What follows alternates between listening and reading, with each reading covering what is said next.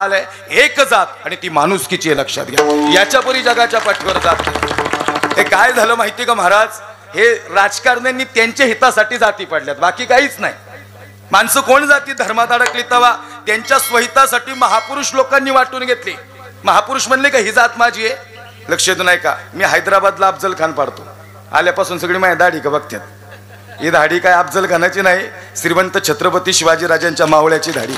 मला काय सांगायचं, खरंच महाराज मी हैदराबादला कीर्तन करतो, आमच्या बरोबरचे सोबती असतात. महाराज म्हणले एकच काय गणित, मी म्हणलं गाडे हितच कीर्तन करायला मजा आहे. आम्ही जर धर्मावर नाही ना बोललो परत मागचे दिवस पुढे येते. लक्ष देऊ नाही का, आम्हाला बोलावं लागेल. आणि हे परखड का बोलावं लागेल सज्जनाओ, अरे कोणीतरी उद्बोधन करणं पाहिजेच ना. ते एक येडपाट येते हैदराबादचं, ते म्हणलं हम घर घर में अफजल पैदा करेंगे.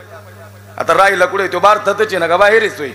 म्हणलं हम घर घर में अफजल पैदा करेंगे. महाराज तिथं हैदराबाद मध्ये कीर्तन केलं, तिथं जाऊन सांगितलं तू घर घर में अफजल पैदा कर, हमारे श्रीमंत छत्रपती शिवाजी राजे घर में घुस कर अफजल मारेंगे. हे ताकद माझ्या राजांची. मला असं वाटतं महाराष्ट्र हा, अरे कुणाचा महाराष्ट्र आहे, महाराष्ट्र का ऐऱ्यागऱ्यांचा आहे का, महाराष्ट्र हा बहुजनांचा आहे. सगळ्यात महत्वाचा शब्द बहुजनांचा महाराष्ट्र. छत्रपती शिवाजीराजे कोण्या एका जातीचे राजे नाहीत, छत्रपती शिवाजीराजे हे बहुजनांचे राजे आहेत. लक्षात घ्या, विशिष्ट जातीने म्हणावा आमचा राजा आहे हे चुकीचं आहे, कारण राजे म्हणले ना ही जात आमची आहे. राजांनी अनेक जाती धर्माची माणसं सोबत घेतली. यसाजी कंक वहीरजी नाईक, हंबीराव मोहिते, हे माळी समाजाचा ज्ञानोबा माळी, धनगर समाजाचा महादेव धनगर. महादेव अरे काय करशील माझ्यासाठी. महादेव धनगर म्हणतो राज लाख मिले तरी चालतील पण लाखाचा पोशिंदा जगला पाहिजे. ही माणसं राजेंच्या सोबत होती. आणि काय झालं, आम्ही आमच्या स्वहितासाठी आम्ही आमच्या जात धर्म पाडून घेतले. मला काय म्हणायचंय, एवढाच हिंदुत्वाचा पुळका आहे आम्हाला, एवढाच हिंदुत्वाचा जर आम्हाला पुळका असेल तर नवरात्राला आम्ही बायका नाचवण्याचा कार्यक्रम नाही ठेवला पाहिजे. मग एवढाच जर आम्हाला हिंदुत्वाचा पुळका असेल तर आम्ही एका गल्लीत 10 गणपती नाही बसवले पाहिजेत. अरे लोकमान्य टिळकांनी सगळी लोक एकत्र यावीत म्हणून गणेश उत्सव उभे केले, आणि आम्ही एका गल्लीत 10 गणपती उभे केले, आणि एका गल्लीत कुणाचा डीजेचा आवाज मोठा याची स्पर्धा लागली. मग पाळला का आम्ही धर्म, आणि मग म्हणायचं आम्ही धर्माचे पालन आणि करणे पाखंड खंडन. त्यांचं एकच काम होतं, हेच आम्हा करणे काम. बीज वाढवावे नाम विठ्ठल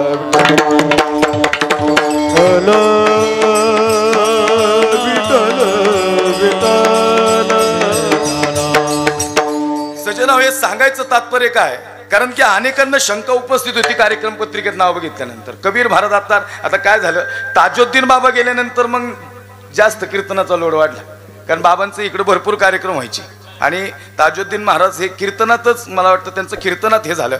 आणि मग खऱ्या अर्थानं त्यानंतर मग अनेक लोक आहेत पहा, जात धर्माचा विषय नाही सांगत मी तुम्हाला. आता महाराज तुम्ही माझ्या घरी आलेत, माझी 3री पिढी चालू आहे. माझे आजोबा माझे वडील कीर्तनकार आहेत, आणि त्यानंतर मी तुमच्या समोर इथं उभा आहे. मला माळ आहे वैकुंठवासी नामदेव महाराज पठाड्यांची. खऱ्या अर्थाने ही खूप महान मोठी लोक होऊन गेली, अशी माणसं परत होणे नाहीत. लक्ष देऊ नाही का, या ठिकाणी श्री गुरु सदानंद गुरुजी आळंदीकर असतील, ही माणसं फार मोठी होती आणि खऱ्या अर्थानं त्या सानिध्यात राहिलेली आम्ही माणसं आहे. इथं जाती धर्माचा लवलेश नाही आहे.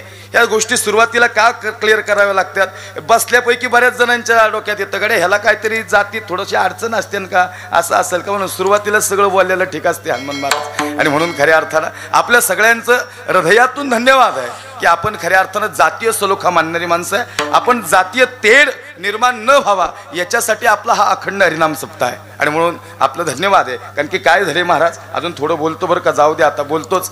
प्रत्येकाने त्याच्या त्याच्या जातीतलेच कीर्तनकार आणायचे ठरवले. तुम्हाला काय म्हणायचे याच्यावर, आमच्या तिकडे बरेच ठिकाणी वातावरण, आता आमच्या जातीतले कधी सप्ते करणार हाच विचार पडलाय मला. विठ्ठल विठ्ठल विठ्ठल.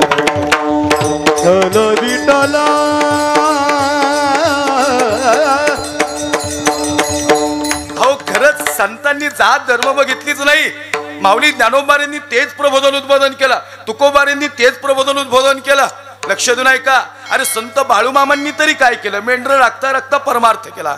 बाळूमामांचा परमार्थ काय, अरे शेख नावाचा बाळूमामांबरोबर मुस्लिम समाजाचा व्यक्ती आहे, त्याच्या एवढ्या प्रचंड केस झाल्या, सगळ्या बाळूमामांनी मेंढर राखता राखता केस तिकडे निलावी लावल्या. मला सांगायचे हे संत आणि माऊली ज्ञानोबाऱ्या तुकोबाऱ्यानंतर सगळ्यात मोठी संत याच्यात क्रांती करणारे संत म्हणजे संत बाळूमामा आहेत. लक्ष देऊ, ज्यांनी कधीच जात धर्मपंथ बघितला नाही. हे सांगण्याचं तात्पर्य सज्जनो, आम्हा सगळ्या संतांचा आम्हाला अभ्यास पाहिजे. संत भगवान बाबा असतील, संत वामन भाऊ असतील, बाळूमामा असतील, तुकोबाऱ्या असतील, ज्ञानोबाऱ्या असतील. मी त्या दिवशी 4 शब्द मॅजिकल सांगितले.